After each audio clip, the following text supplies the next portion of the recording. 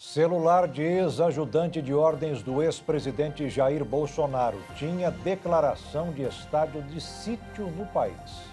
Ciclone extratropical deixa mortos e feridos no sul do Brasil. Tremor de terra assusta moradores do interior de São Paulo. IBGE divulga pesquisa em que mostra que população envelheceu. Plataforma do programa Desenrola para renegociação de dívidas atrasadas será liberada em setembro. Preço da carne bovina ao consumidor cai, mas ainda custa caro para a maioria. E pesquisadores suecos revelam que remédio usado contra a diabetes pode reduzir vontade de consumir bebidas alcoólicas. Agora no Jornal das 22.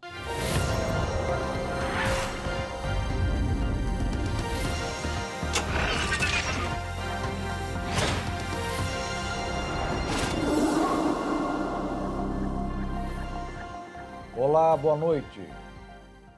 Documentos encontrados pela Polícia Federal no celular do tenente-coronel Mauro Cid revelam a articulação de um plano para um golpe de Estado no Brasil com a declaração de um estado de sítio.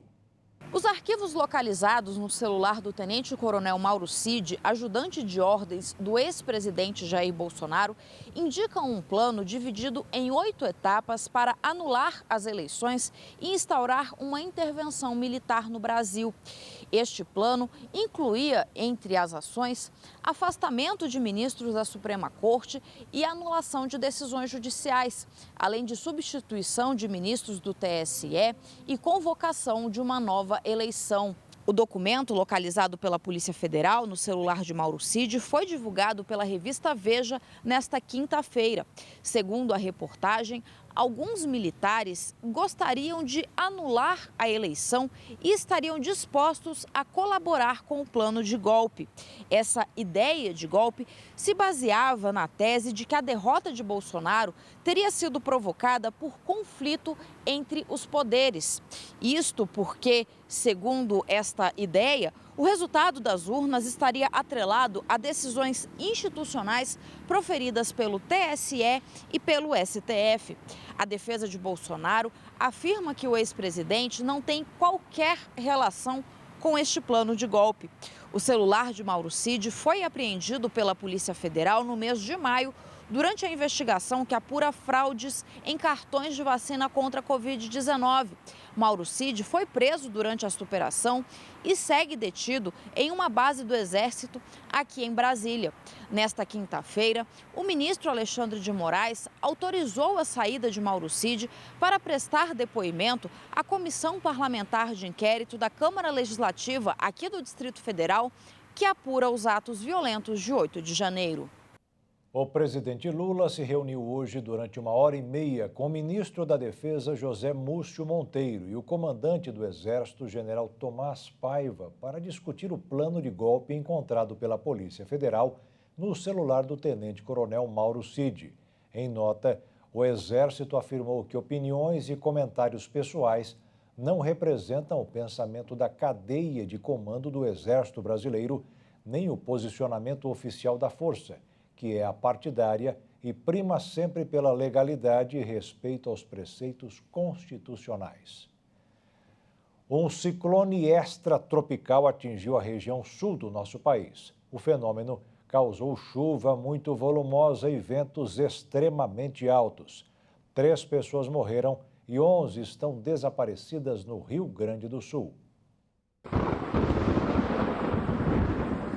Desde a noite de ontem, a população do sul do Brasil teve que se preocupar com a mudança quase que repentina do tempo. Barulhos de trovões e o vento forte causaram espanto nas regiões litorâneas de Santa Catarina e do Rio Grande do Sul. O motivo é que a região teve que lidar com a formação de um ciclone extratropical. De acordo com as informações dos centros meteorológicos, a chuva ficou concentrada em 4 regiões. No litoral norte do Rio Grande do Sul, na Serra Gaúcha, na Serra de Santa Catarina e no litoral sul catarinense.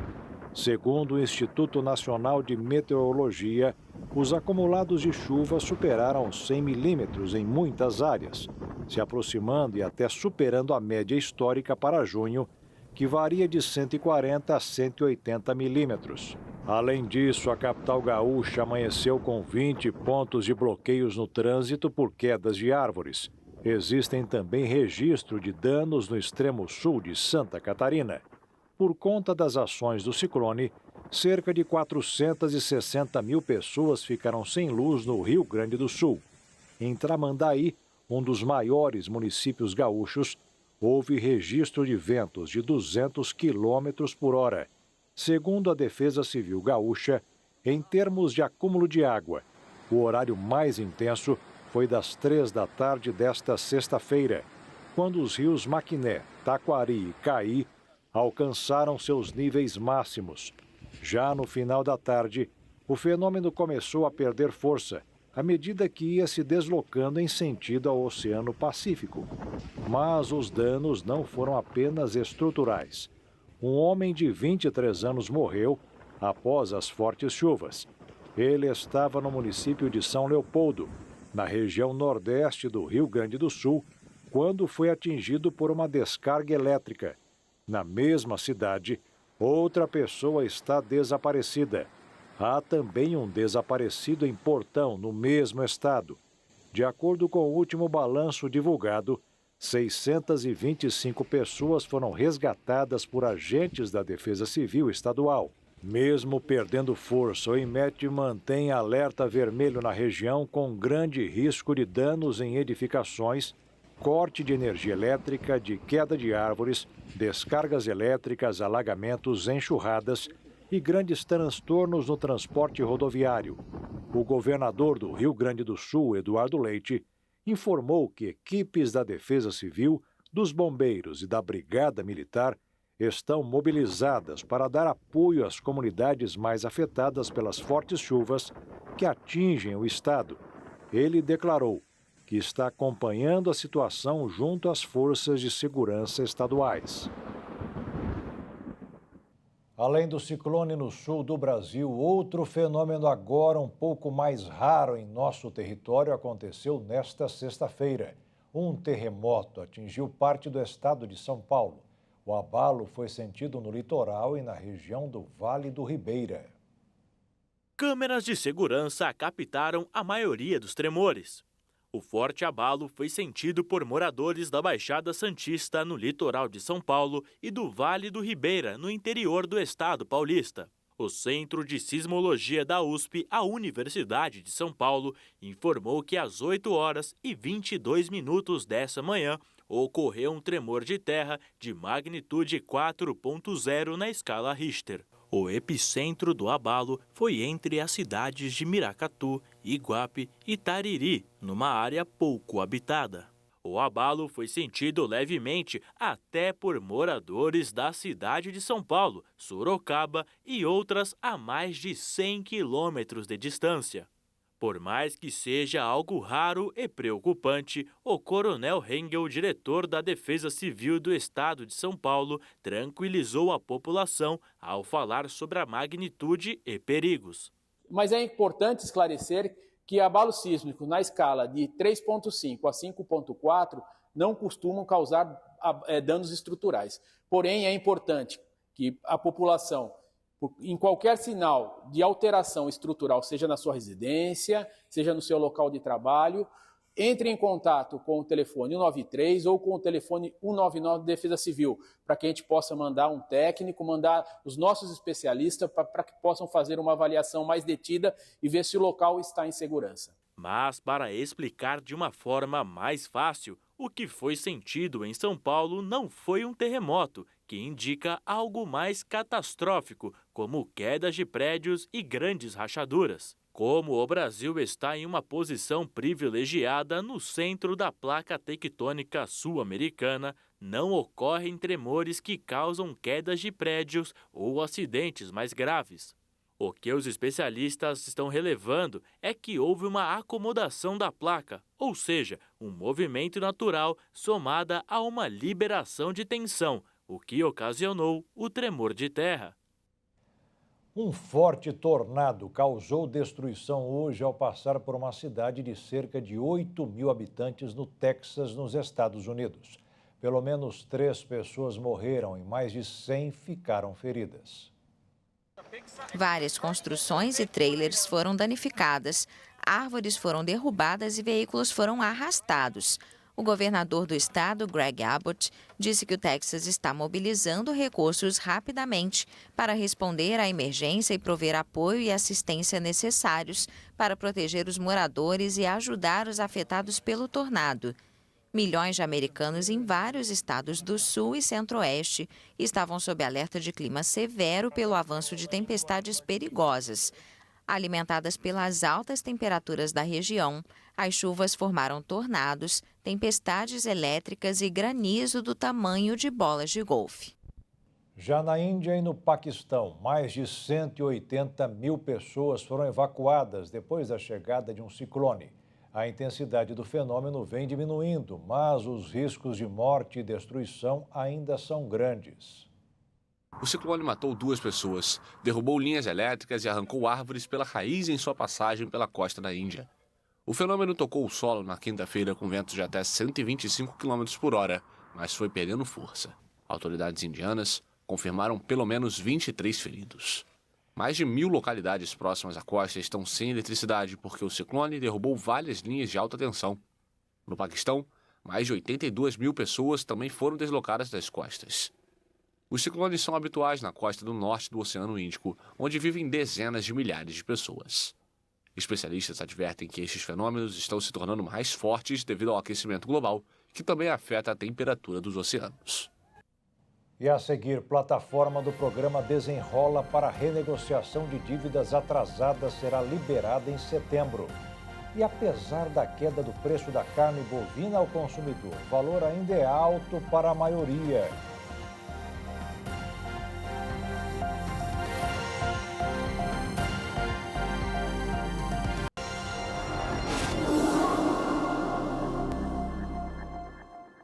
A carne é uma proteína de grande importância para o nosso organismo, mas o preço não tem feito bem para o bolso do cidadão brasileiro. Apesar do valor do quilo do produto ter caído quando comparado com o ano de 2022, tem muita gente que diz que ainda está difícil colocar este alimento na mesa. Muitos brasileiros são como Luciano. Carne não pode faltar nas refeições. É uma coisa que eu nunca deixei faltar. Mesmo quando o preço está alto ou está baixo, eu sempre compro minha carne. Adilson não abre mão da proteína e é daqueles consumidores que pesquisam preço. Então, antes de vocês entrarem no supermercado para variar o preço, não compra diretamente só naquele local. Anda mais um pouco, procura a variedade de preço, que vocês vão achar a carne barata. Se a comparação for com o ano passado, o produto não está mais caro. De janeiro até agora, houve inclusive uma queda de 3,87%, segundo o levantamento do IBGE. A carne bovina também tem saído bastante, porque ela também teve uma queda de preço em consequência da queda de preço da arroba no campo. A carne bovina está bem mais barato, bem mais em conta. Nossa, antigamente você comprar 1 quilo de carne dava maior trabalho. Hoje não, hoje você chega e acha carne em conta. Hoje pode comer carne, está mais barato. Mas se a comparação for de 2 ou 3 anos atrás, houve aumentos. O consumidor sabe bem disso. Dados do Índice Nacional de Preços ao Consumidor Amplo registraram acumulados de altas de 35%. Foi uma sequência de 16 meses seguidos de elevações entre 2020 e 2021. Odete optou pela substituição de proteínas. O preço da carne está abusivo, né? Tá um preço assim bem alto. Quem tem condição de comprar, compra. Quem não tem, né, vai optar mais pelo ovo, né? E a gente tem optado assim pelo peixe, pelo frango, até porque é mais saudável, né? E a gente compra a carne, mas a gente pesquisa antes, a gente espera um dia de promoção e a gente tem optado mais por isso, né? Uma coisa é certa, aqueles preços da carne de boi de 3 ou 4 anos atrás, quando ainda se comprava carne de primeira de 20 ou 25 reais, estes não voltam mais. Isso mudou o comportamento do consumidor. A plataforma online Kantar fez uma pesquisa com 3.800 pessoas entre janeiro e março desse ano. foi identificada uma queda de 9% no consumo de proteínas pelos brasileiros. A exceção foi a carne de porco. O consumidor, claro, já percebeu isso. Nos açougues, a procura aumentou. Essa semana mesmo caiu bastante o preço. A gente está assim, esperançosa que esses preços continuem, né? E a carne suína tenha a cair o preço, né? Mais do que a bovina e o frango. O preço está bem melhor, bem mais acessível.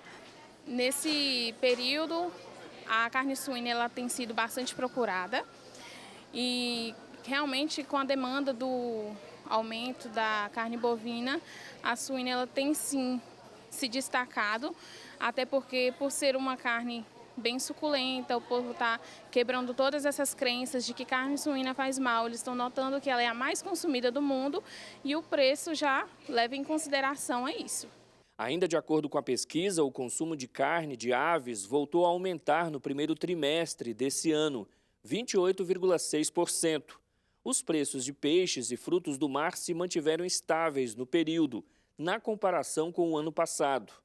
Analistas dizem que se houver um cenário de queda na inflação a médio e longo prazo, o brasileiro vai voltar a levar mais carne, principalmente a de frango e a bovina, para casa. A questão da carne é o seguinte, ultimamente eu tenho optado pelo peixe, né? Mas o peixe também tem hora que está um pouco caro, principalmente o peixe da água salgada, né? Do mar.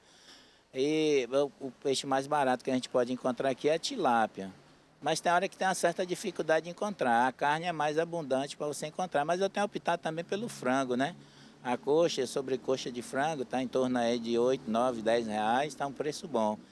E a carne ela continua cara lá no mercado, eu acho que está um preço caro, porque o gado antes estava a 500 reais, chegou a 500 reais a arroba do bezerro.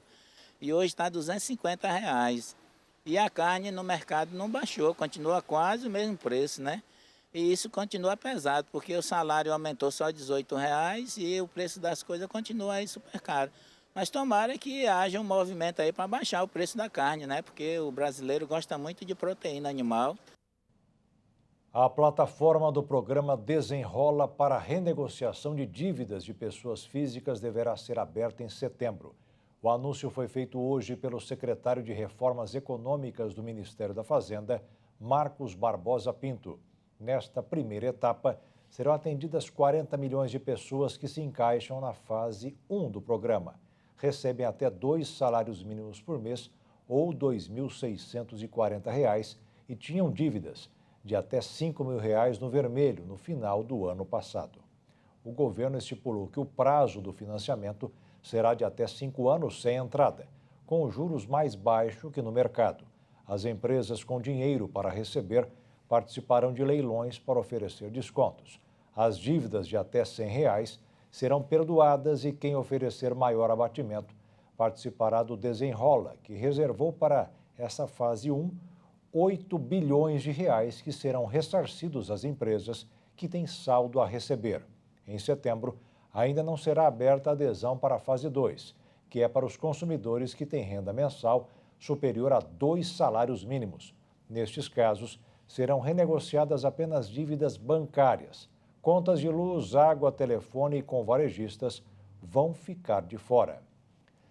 O Ministério do Desenvolvimento, Indústria, Comércio e Serviços atualizou hoje a lista de carros incluídos no programa de descontos lançado pelo governo. O pacote agora financia parte da compra de 266 versões de 32 modelos de carros diferentes. 9 montadoras participam do programa. Os descontos variam de R$ 2.000 até R$ 8.000. Até agora já foram utilizados 37% da verba liberada para o programa. O Inmetro fiscalizou diversos postos de combustíveis do Distrito Federal nesta sexta-feira. Pela manhã, as equipes flagraram bombas irregulares em 2 postos, na 403 Norte e no setor Hoteleiro Sul, ambos alvos de denúncia na ouvidoria do órgão. No primeiro posto, os fiscais identificaram vazamento de gás e faísca em uma das bombas. No segundo, não havia medição do volume de combustível, apenas de ar. Este posto, que fica localizado na parte sul da cidade, os técnicos concluíram que uma das bombas de combustível não entregava a quantidade de gasolina paga pelo consumidor. As duas bombas com irregularidades foram lacradas e os donos dos postos notificados. Os empresários terão que apresentar defesa junto ao Inmetro e poderão receber multa de R$ 1.500 a R$ 1.500.000. Além da inspeção de volume, o órgão também avalia toda a parte de segurança e meio ambiente, que são a integridade da mangueira e os bicos de medição. No posto, localizado na Asa Norte, os técnicos verificaram uma falha no equipamento. O Inmetro recebe denúncias da população e orienta que, em caso de dúvida, o cliente deve solicitar uma aferição do posto. Os canais de denúncia do órgão são pelo telefone 0800 092 2020, que funciona de segunda a sexta-feira, das 8 horas às 14, e o site da ouvidoria do Instituto. O índice de atividade econômica do Banco Central subiu 0,56% em abril em relação a março. O IBC-BR, que é uma prévia do PIB, ficou acima das expectativas do mercado depois de cair no mês anterior. A maior influência no índice foi dos preços no atacado, que estão caindo sem parar. No período de um ano, o indicador subiu 3,46%. E hoje foi dia de correção no mercado financeiro. É quando os operadores derrubam o que subiu ou caiu muito durante a semana. Um dos resultados foi a alta do dólar. A moeda americana terminou a última sessão da semana com alta de 0,34%, cotada a R$ 4,81 na venda. E o pregão da Bolsa de Valores encerrou a sexta-feira em queda de 0,39%, aos 118.758 pontos. A ministra da Gestão e Inovação em Serviços Públicos, Esther Dweck, anunciou hoje a abertura de novos concursos públicos para a contratação de servidores pelo governo federal.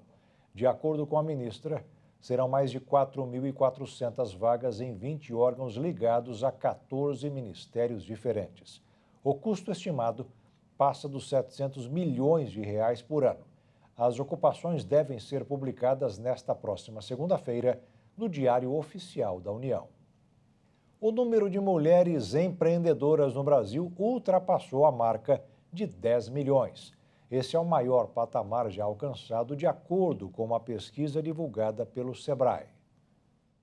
Com o passar dos anos, o número de mulheres donas do próprio negócio vem aumentando e alcançando números jamais registrados. Muito desse crescimento se deve também ao avanço da tecnologia e à praticidade para expandir uma loja, bazar, confeitaria de forma online. No ano passado, 10.300.000 negócios eram tocados por mulheres, que representam mais de 34% dos empreendimentos brasileiros. Os dados também mostraram que as mulheres conseguiram superar a crise do período da pandemia, quando o número de mulheres empreendedoras caiu ao pior nível desde 2016. O levantamento também mostrou que o número de mulheres empreendedoras que geram emprego subiu de 30% entre 2021 e o ano passado, um aumento de 300.000 mulheres. Mesmo assim, 9 em cada 10 empreendedoras continuam tocando seus negócios sozinhas. Com 38% dos negócios comandados por mulheres, Rio de Janeiro e Ceará são os estados que lideram o ranking proporcional de empreendedoras por número de habitantes. O número é 4% maior do que a média nacional. E a seguir, IBGE divulga pesquisa em que mostra que população envelheceu. E o Fundo das Nações Unidas para a Infância alerta que 1 milhão de crianças teve que fugir do Sudão por causa da violência no país.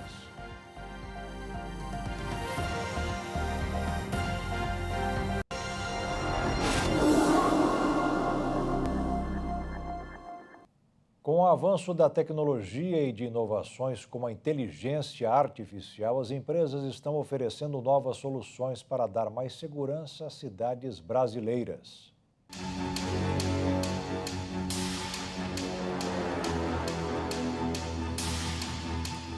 10 das 30 cidades mais violentas do mundo são brasileiras. 40% da população do país já foi assaltada. Por aqui acontecem cerca de 3 roubos por minuto. Cerca de 25% dos roubos de celulares que ocorrem no mundo são aqui. 1.000 carros foram roubados ou furtados por dia no país em 2022. Um aumento de 12% em relação a 2021. A cada hora, os criminosos levam 41 veículos. A violência é um dos temas que mais preocupam os brasileiros. Principalmente nas grandes cidades, sair de casa pela manhã e retornar em segurança à noite após uma jornada de trabalho ou de estudo é um desafio. A gente não tem uma noção de onde que tem o perigo, de onde a gente pode estar seguro, na verdade, na rua, né? Então a gente está totalmente inseguro, né, de estar na rua, né, o dia a dia, né? Ultimamente está piorando a cada dia a insegurança, a intranquilidade de quem mora, do morador, de quem trabalha. Eu me sinto insegura. Tem mais ou menos um mês lá na Praça da Sé mesmo, o cara avançou no meu pescoço para arrancar minha corrente. Mas apesar da incerteza e da sensação de insegurança nas ruas, os tempos atuais trazem oportunidades para a sociedade e para as empresas fazerem negócios. Sorria, você está sendo filmado. Com certeza, você já ouviu muitas vezes essa frase. E agora nós vamos conhecer algumas soluções, inovação e tecnologia para aumentar a segurança pública e privada aqui no Brasil. A gente está mostrando aqui as soluções de inteligência artificial integradas para a área de segurança, para identificar suspeitos com reconhecimento facial, leitura de placas e outras inteligências comportamentais. Além disso, integrar todo o sistema de segurança, não apenas o vídeo, mas também o controle de acesso, o incêndio, o alarme e fazendo tudo funcionar de forma unificada. A gente vai conhecer agora uma porta inteligente. Quem vai explicar para a gente é o Marco. Sim, a porta inteligente é uma porta de alta segurança, uma porta que ela, além das funções convencionais, ela tem pinos de travamento em toda a parte de batente e associada a controles de acesso, de reconhecimento facial, senha ou biometria da digital, ela forma uma completa solução que oferece não só automação, mas oferece também segurança para as pessoas que estão na parte protegida da porta, podendo ser utilizadas em escolas, em prédios, condomínios que são mistos, comerciais e residenciais, repartições públicas, bancos e outras inúmeras aplicações para uma porta de segurança como essa. Quem sabe um dia as técnicas de defesa e segurança da Angélica e da Laís deixem de ser tão necessárias. Eu procuro guardar minhas coisas escondidinho para não estar chamando atenção, não dar com o celular na mão, para não chamar atenção mesmo. Os meus métodos: andar rápido, mochila na frente e longe das aglomerações. Com ou sem tecnologia, o objetivo de todos é único: ter uma vida mais segura e tranquila. A população brasileira está ficando mais velha, morando mais de aluguel e sozinha. Essa conclusão foi baseada nos dados divulgados pelo censo do IBGE realizado no ano passado. Mais de 15% da população brasileira pode ser considerada idosa. O número é 4% maior do que em 2012. Quando 11% da população brasileira tinha mais de 60 anos. Por outro lado, o número de pessoas abaixo dos 30 anos caiu para abaixo de 50% da população. De acordo com a pesquisa, o maior número de idosos mora na região sudeste. O número de brasileiros que se autodeclaram como de cor ou raça preta também aumentou. Os pesquisadores do Instituto tiveram como base de referência mais de 214 milhões de brasileiros. Desse número, mais de 21 milhões se declararam pretos, o que equivale a mais de 10% da população. O número é bem maior que os 8% registrados em 2017 e os 7% registrados em 2012. A pesquisa também mostrou que a maior parte da população brasileira mora de aluguel. A quantidade de casas ou apartamentos quitados caiu de mais de 66% em 2016 para menos de 64% no ano passado. Durante esse mesmo período, o número percentual de domicílios alugados subiu de 18% para mais de 21%. O número de brasileiros que moram sozinhos também aumentou. Dos mais de 74 milhões de domicílios do país, em quase 12 milhões deles moram apenas uma pessoa. Essa é a maior proporção desde 2012. A maioria desses imóveis ocupados por apenas uma pessoa estão no estado do Rio de Janeiro e no Rio Grande do Sul. A pesquisa também trouxe dados sobre o saneamento básico. De acordo com os números, o percentual de moradias ligadas a uma rede geral de esgoto voltou a crescer no ano passado e agora chega a pouco mais de 69%. Com quase 90% dos domicílios ligados à rede geral, a região sudeste foi a que teve o maior percentual nas pesquisas. O norte, por sua vez, registrou a menor proporção, estimada em 31%. Já entre os estados, São Paulo registra o maior número, com mais de 93% dos domicílios com acesso. Já o Piauí registrou um dos piores números, com apenas 18%. Um novo relatório da ONU sobre o acesso universal à energia mostra que durante a última década, mais do que nunca, as pessoas em todo o mundo tiveram acesso à eletricidade. Mas na África a situação não melhorou. Países como a Nigéria, Congo e Etiópia continuam com o mesmo nível de cobertura. A ONU tem 17 Objetivos de Desenvolvimento Sustentável que deverá ser alcançados daqui a 7 anos. Um deles é o acesso à energia confiável e moderna para todos. Mas os números de vários países africanos deixam dúvidas sobre o cumprimento da meta, a não ser que os governantes façam esforços bem maiores do que atualmente. O alerta está no novo estudo publicado pela Agência Internacional de Energia, o Departamento de Assuntos Econômicos e Sociais da ONU, o Banco Mundial e a Organização Mundial da Saúde. O relatório descreve um progresso significativo, mas desigual. Globalmente, o número de pessoas sem acesso à eletricidade diminuiu de 1 bilhão e 200 milhões em 2010 para 750 milhões em 2019. O impacto financeiro da Covid-19 até agora tornou os serviços básicos de eletricidade inacessíveis para outros 30 milhões, principalmente na África. Embora o relatório também conclua que a pandemia da Covid-19 reverteu algum progresso, o diretor da Divisão de Estatística do DESA destacou que isso apresentou oportunidades para integrar políticas relacionadas aos ODS 7 em pacotes de recuperação e, assim, aumentar o desenvolvimento sustentável. O governo decidiu acelerar o atendimento dos pedidos de cargos públicos feitos pelos políticos. A ordem do presidente Lula foi a montagem de uma força-tarefa para, em troca, melhorar a relação com o parlamento. A Secretaria das Relações Institucionais, liderada pelo ministro Alexandre Padilha, vai acompanhar de perto como os ministros estão recebendo os parlamentares. Semanalmente, cada pasta deverá submeter à Secretaria das Relações Institucionais uma lista com o nome dos deputados e senadores que foram recebidos pelos ministros e pelas equipes técnicas de cada pasta.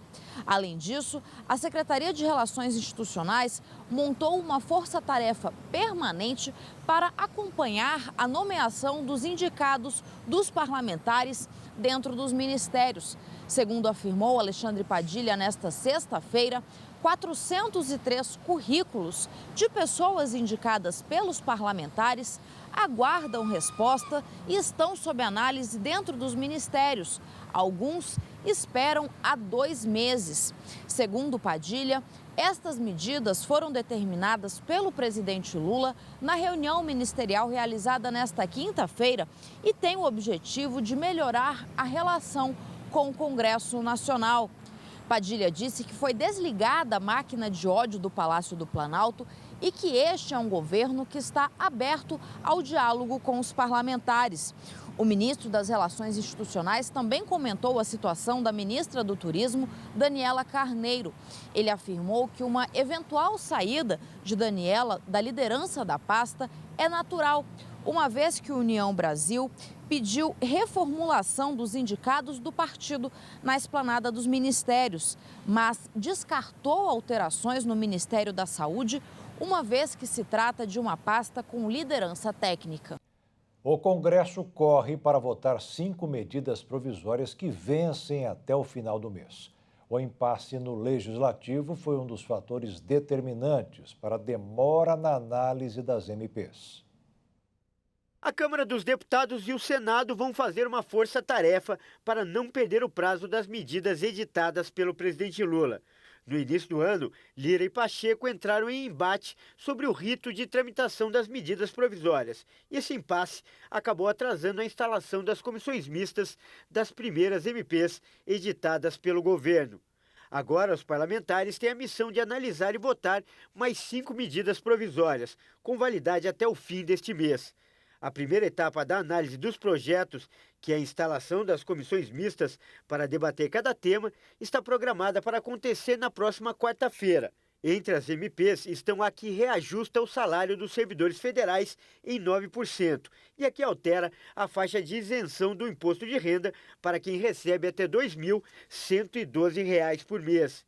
Também deve ser votada a medida que reajustou o salário mínimo a partir de maio de 2023 para R$ 1.320 e a lei que determina a regulamentação do Vale-Refeição, além da MP da retomada de obras e serviços paralisados na educação, que prevê a liberação de quase R$ 4 bilhões até 2026 para a conclusão de mais de 3.500 obras escolares inacabadas. O Fundo das Nações Unidas para a Infância anunciou nesta sexta-feira que mais de 1 milhão de crianças, incluindo 270 mil em Darfur, foram obrigadas a fugir dos combates entre o exército e os paramilitares no Sudão. De acordo com o comunicado do Unicef, 330 morreram e mais de 1.900 ficaram feridas. As crianças representam mais da metade da população do Sudão, que tem 45 milhões de habitantes.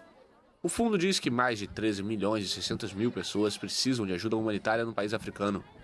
Pelo menos 620 mil sofrem desnutrição aguda e metade pode morrer caso não receba tratamento imediato.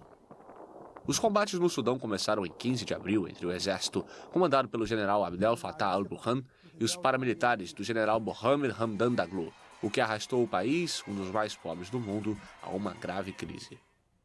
Os hospitais nas zonas de combates funcionam apenas de forma parcial e muitos estão fechados. Em Darfur, onde relatos sobre ataques contra civis são cada vez mais numerosos, vivem 5 milhões e 600 mil crianças, das quais 270 mil foram forçadas ao deslocamento. E veja a seguir, criado o comitê para acompanhar casos de febre maculosa, que aumentaram no interior paulista. E pesquisadores suecos revelam que remédio usado contra diabetes que pode reduzir vontade de consumir bebidas alcoólicas.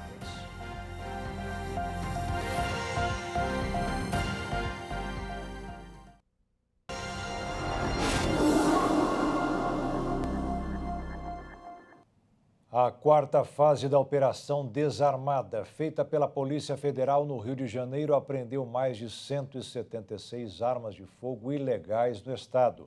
Os armamentos foram encontrados ontem junto com 528 carregadores.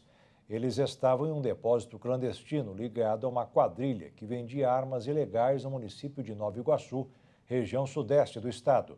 Agora, a operação, que começou em fevereiro deste ano, totaliza mais de 1.600 armas apreendidas, além dos milhares de acessórios e munições confiscados. A PF afirmou que a operação impede a entrada de armamentos no mercado clandestino, enfraquecendo facções e milícias. Pelo menos mais 8 pessoas estão com suspeita de febre maculosa. Recentemente, elas estiveram na fazenda em Campinas, considerado o epicentro do surto da doença. Nesta sexta-feira, 20 cidades do interior de São Paulo criaram um comitê para o enfrentamento do problema. O objetivo do grupo é criar medidas conjuntas com a participação da Secretaria de Saúde Estadual e da Vigilância Epidemiológica. A Prefeitura de Campinas declarou que, com a criação do comitê, as cidades conseguirão enfrentar com maior eficiência essa doença. Nos próximos dias, o Departamento de Vigilância em Saúde de Campinas fará um levantamento do cenário em que a região se encontra. Nesta sexta-feira, as cidades de Jundiaí, Santa Isabel e Itupeva relataram mais alguns casos suspeitos de febre maculosa. A maioria deles de pessoas que estiveram na Fazenda Santa Margarida, em Campinas, onde aconteceram 2 eventos com milhares de pessoas no dia 27 de maio e no dia 3 de junho. Em Jundiaí, são 7 casos suspeitos da doença. Desse número, 2 estiveram na fazenda em Campinas e as outras pessoas relataram terem frequentado áreas verdes em Jundiaí e em outras cidades da região. Já no município de Santa Isabel, 4 casos são investigados e todos eles estiveram na fazenda em Campinas. E na cidade de Itupeva, pelo menos 6 pessoas estão sendo monitoradas.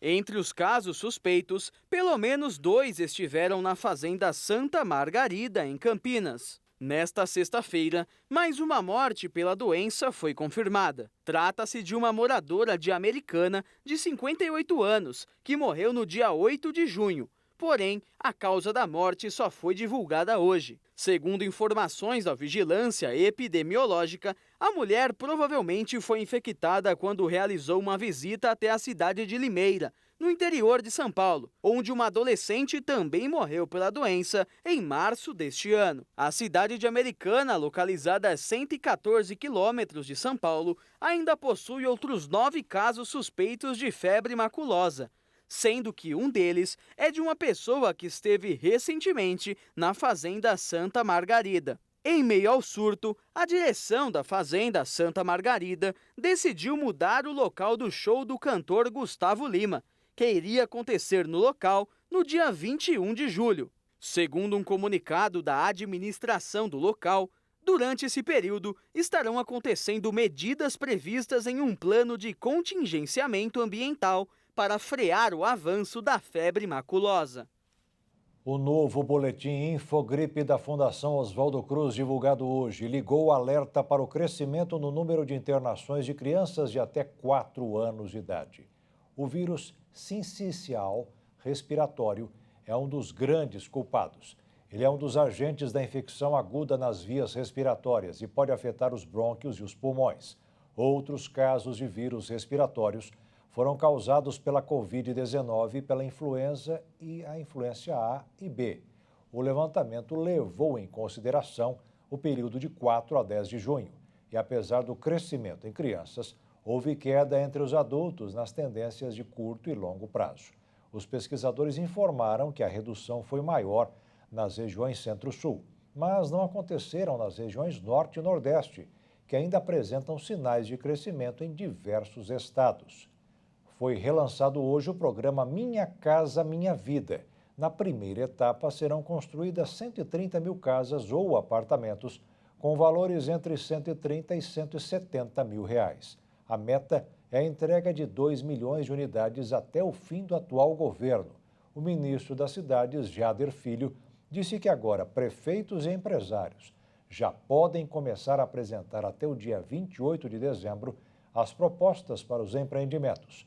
Os critérios para a entrega das 115 mil casas será para a pessoa que tem renda mensal até 2 salários mínimos, o que significa atualmente R$ 2.640.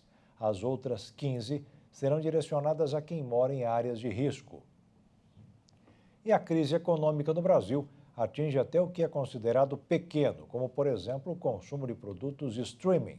Um levantamento demonstrou que uma parcela grande da população brasileira não paga o plano e prefere consumo de streaming com veiculação de publicidade. O estudo realizado pela Magnite, empresa especializada em vendas de anúncios, demonstrou que apenas 1/4 da população brasileira ainda não assiste serviços de streaming de TVs conectadas com propagandas, enquanto outros 74% dos espectadores do país utilizam alguma plataforma de vídeo que expõe campanhas publicitárias dentro da sua programação. O estudo foi feito entre março e abril deste ano, avaliando as respostas de quase 5.000 usuários com idades entre 16 e 74 anos. Além de mostrar que o brasileiro aderiu aos serviços com publicidade, a pesquisa também traz informações sobre a intenção de migrar de planos mais atrativos financeiramente, mesmo com inserções publicitárias. O levantamento apontou que do grupo que ainda paga para não ver as campanhas, 44% deles afirmou que provavelmente cancelaria ou reduziria a assinatura de TV paga, enquanto 70% deles assinariam uma nova plataforma de streaming gratuito ou de menor custo.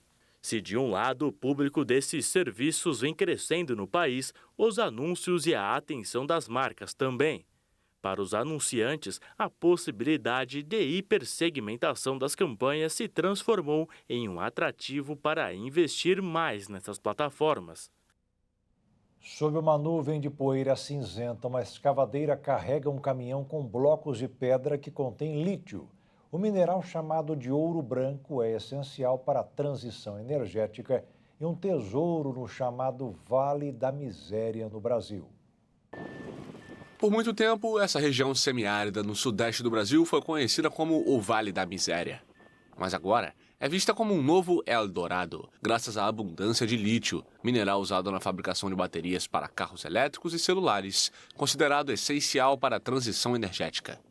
Cerca de 85% das reservas do Brasil, quinto maior produtor mundial de lítio, estão no Vale do Jequitinhonha, em Minas Gerais.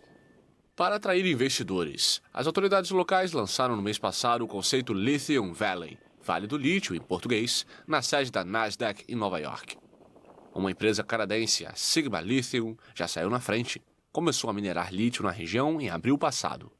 A companhia garante que é produtora de lítio verde, ou seja, que 90% da água utilizada nos processos de mineração é reaproveitada posteriormente e não são utilizados produtos químicos. Então, a água que a gente utiliza no processo, depois do processo de concentração, ela vai para equipamentos de recirculação. São tanques onde o sólido é sedimentado e a água limpa volta a alimentar o processo. A empresa garante ainda que a mina da reserva é dividida em duas para preservar um pequeno curso de água que atravessa a área, apesar de representar uma perda econômica significativa. Hoje nós deixamos lá um legado com uma licença social incrível. Nós associamos o lítio à prosperidade, muito bem, e a boas práticas ambientais, muito bem. Se você perpetua isso com cada empresa que chega na região, nossa, você vai ter uma licença social exponencialmente boa. Mas a ideia de transformar a região no Vale do Lítio não agrada a todos. Porque o debate que vem é do progresso. Só que no nosso entendimento esse progresso ele é todo levado para fora. Então, o que fica na região, pelas experiências que o MAB já tem, são buracos, né? Buracos. E quando a mineração acaba, não tem mais nada, né? Integrante do movimento dos atingidos por barragens, Aline Gomes mora em Araçuaí, uma das cidades vizinhas à mina da Sigma. Ela conta que a região era tranquila e rural, mas que agora existem casas rachadas por causa das explosões nas rochas. Luiz Gonzaga, agricultor que mora ao lado da mina, acredita que terá que deixar a sua casa. Já saiu. Uns ainda vai sair. E os que não rendeu a terra para a firma e nem vendeu, com o tempo vai ser obrigado a sair por causa da poluição. Porque agora, no momento que as minas estão longe ainda, a poeira já está perturbando aqui, e a hora que estiver trabalhando aqui perto. Então a gente não aguenta, vai ser obrigado a gente sair de qualquer maneira. Outros enxergam o potencial do lítio com otimismo. Hoje, as pessoas que estão aqui, as pessoas que formam aqui, né, que terminam a escola, né, ensino médio, já pensam em tornar um profissional para ser um profissional dedicado à mineração, né? Antes a gente não tinha essa visão, expectativa futura na região. Em meio ao entusiasmo, ONGs lembram que a região, uma das mais pobres do Brasil, já teve uma corrida do ouro e do diamante, mas essas extrações nunca trouxeram desenvolvimento. As organizações pedem por uma transição energética justa e inclusiva. Uma pesquisa sueca mostrou como a semaglutida, princípio ativo de remédio para diabetes e também utilizado para tratar a obesidade, pode reduzir pela metade a vontade de consumir bebidas alcoólicas. O trabalho de cientistas suecos confirmou o efeito já relatado por usuários de medicamentos à base da substância, como o Ozempic. O estudo com ratos indicou que o fármaco atua igualmente em machos e fêmeas e funciona mesmo em doses baixas.